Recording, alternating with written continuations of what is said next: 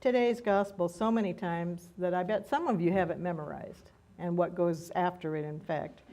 You know, that can be a dangerous thing, because like saying something familiar like the Lord's Prayer, you might not even be listening to all the words anymore. You might miss things because you're not really listening to them. And it doesn't help that there are 2 or 3 places in the text that are kind of vague, even for scholars of Greek. Looking at all of this through this new lens that we've put on it this year about the senses of Christmas and the scents and sights and all, has given me a chance to slow down and take it apart a little again. The scents or smells of Christmas are a good place to compare our Christmas preparations to what happened that first Christmas in a stable. So let's look at, we're not going to bring it back up on the screen, but let's listen to that first bit again. In those days, a decree went out from Emperor Augustus that all the world should be registered. This was the first registration and was taken while Quirinius was governor of Syria. All went to their own towns to be registered. So who was this Augustus, and what did he want to do with registering the entire world? Augustus started life named Octavian, and he was the adopted heir of Julius Caesar. And after several long and bloody struggles after Caesar died, he became his successor. Julius Caesar was happy being the first citizen of Rome. But Augustus had other plans. He wanted to be emperor. He was the beginning of the Roman Empire. And to elevate himself even further, he had Julius Caesar named a god, so that he could, as his heir, be the son of a god. So here he is, emperor and the son of a god. And he had people registered because he wanted to figure out, okay, how can I get more tax revenue out of everybody now that I'm the emperor? So he said, okay, let's count them first and figure out how many of everybody there are in every place. So if there's a scent to Caesar Augustus, it would be the scent of money and power, and maybe even a little scent of something fishy, because he's in it for himself, definitely. Imagine those scents and sounds as a huge portion of the known world rearranged itself so that everyone could go to the place in Palestine where their family was originally from. The number of people on the roads would have been overwhelming. And since the only alternatives to foot travel were horses, donkeys, camels, perhaps pulling some kind of vehicle, you can imagine what travel smelled like, because those roads were crowded. Dust, the animals left stuff. Joseph was on the road because, well, no, the animals do that. Joseph was on the road because his family came from the house of David. If you go to Matthew's gospel, it traces that genealogy of the family down 27 generations, from David through the Babylonian exile to Joseph, son of David, son of Jacob. And he is then the father of Jesus, his earthly father, and Jesus becomes the 14th generation again. So 28 generations from David to Jesus. We don't know how long the family had lived in Nazareth. Maybe only a little while. Maybe since they came back to Palestine from the exile nearly 500 years before. Whatever the case, Joseph and his betrothed, Mary, traveled for days, maybe even more than a week, to get the 80-plus miles of roads and tracks between Nazareth and Bethlehem. We don't know how long before the birth that they'd come into town. You know, we have this picture in our head on Christmas pageants that they just get into town and boom, Mary gives birth. But that's probably not the way it went. If you were in her situation and knew you had to travel, chances are good they started out well before the time that it would have been time for her to give birth. You know, our gospel only says they were there when it was time for Jesus to be born. and I've got one more crushing blow here. That stable or cave or barn we think of when we tell this story probably wasn't what the place that Mary gave birth looked like. The only thing we know for sure is that she put the baby in a manger, an animal's food trough. That it says for sure. And even then, we have a wooden manger in most of our lovely nativity scenes, and I've got them at home. Mine is wooden, and it's in a pointed stable and all that. But what was likely the case was that it was a stone trough cut into stone. That's the way things were done then. That was still an animal's feed trough. It could have been in a stable where the smell of animals and what they leave behind filled the air. But it could be that the only scents in the air were an oil lamp that was lit for light and fresh hay layered in the manger. When we read that there was no room in the inn, the Greek word used in Scripture is kataluma. It can mean guest chamber, lodging place, or inn. The only other time it's used in the New Testament is for the upper room where Jesus celebrated the Passover. Definitely a guest chamber. One thing for certain in this place, though, is it wasn't fancy. It was a humble place, not usually used for guests and not often used for people. Probably it was the ground floor of one of Joseph's relatives' homes, the part used usually to house animals, not the people, and certainly not honored guests.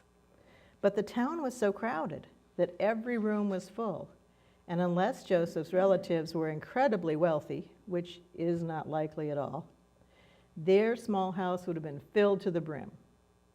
The ground floor space might have been the best and quietest place for a young woman to give birth to her first child. There's also nothing that says, as we portray in pageants and movies and everything else, that she was somehow alone with Joseph as her only midwife. If she was in a family home, the likelihood was that the women of the household helped this new first-timer give birth to her child. But we don't get into that, partly probably because Luke's gospel was written by a man.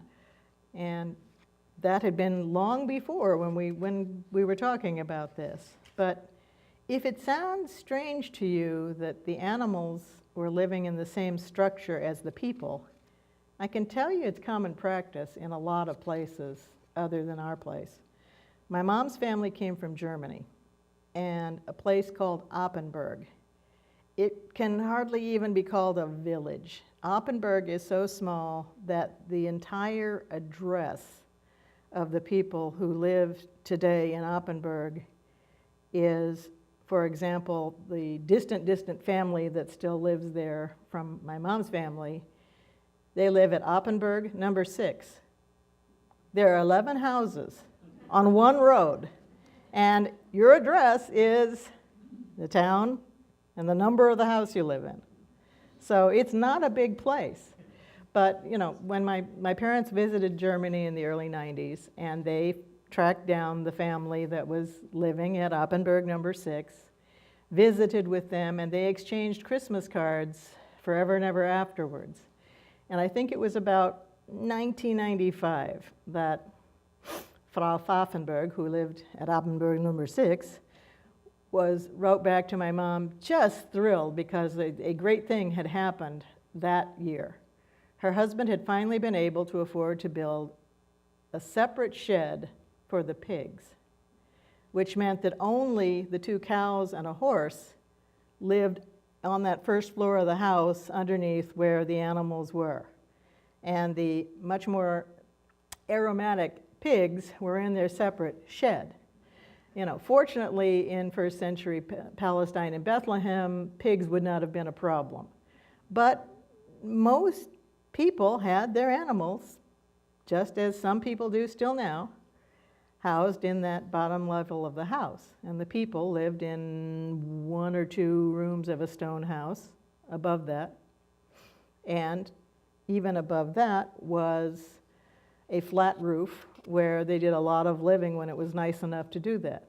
They're just the stable that we have in our mind as far as what Christmas looks like might not be exactly it. But whether there were animals currently housed there or not, this was a very plain place. It wasn't at all like, for example, the palace of Caesar Augustus in Rome.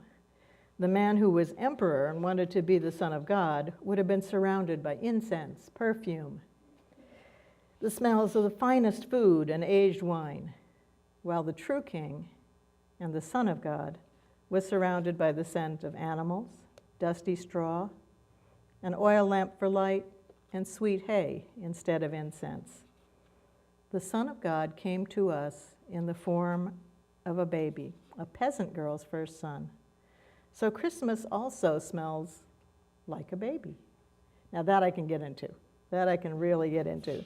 I love baby smells, especially clean baby. I mean, we all appreciate clean baby. But our modern baby products obviously aren't what was in use in Bethlehem, but a brand new clean baby is still a wonderful smell. Think about that. Jesus was willing to give up the smells of power, might, of being God, to being born as a baby. Not a royal baby like that palace in Caesar Augustus, but a child whose parents were basically homeless when he was born.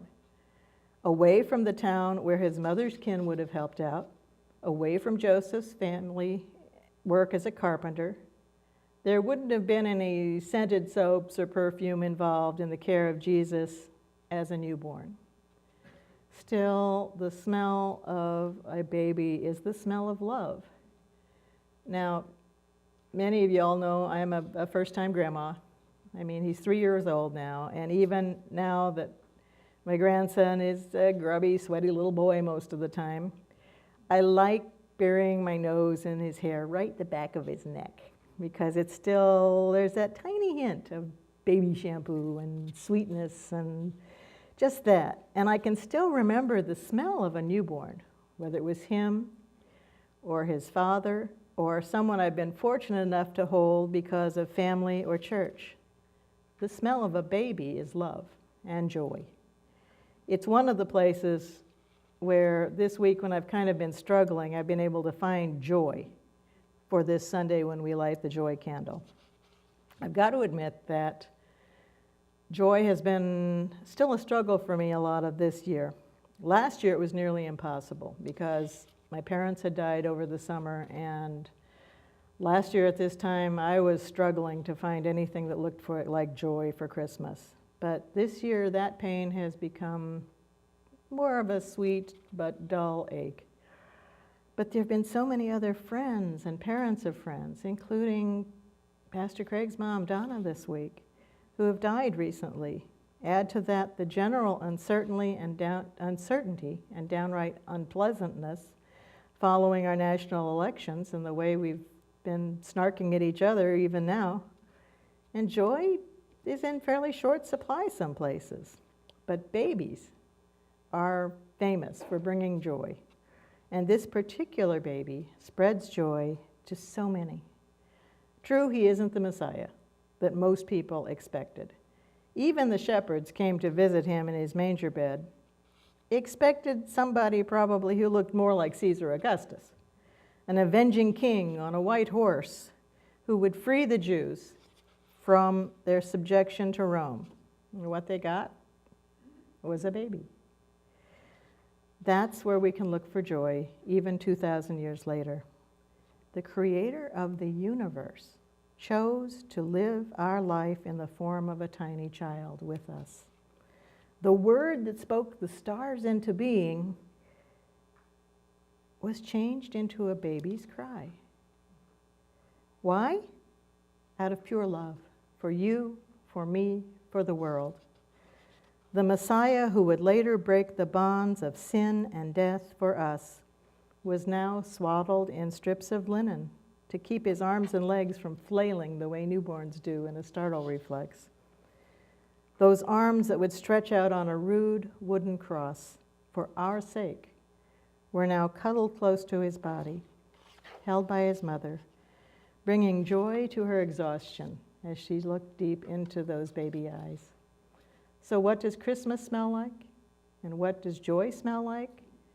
Perhaps today for us it's candle wax, pine trees, cinnamon, peppermint, all those scents we associate with Christmas. But perhaps it's also, as we wait, the smell of a newborn baby, bringing love and joy to the world. Amen.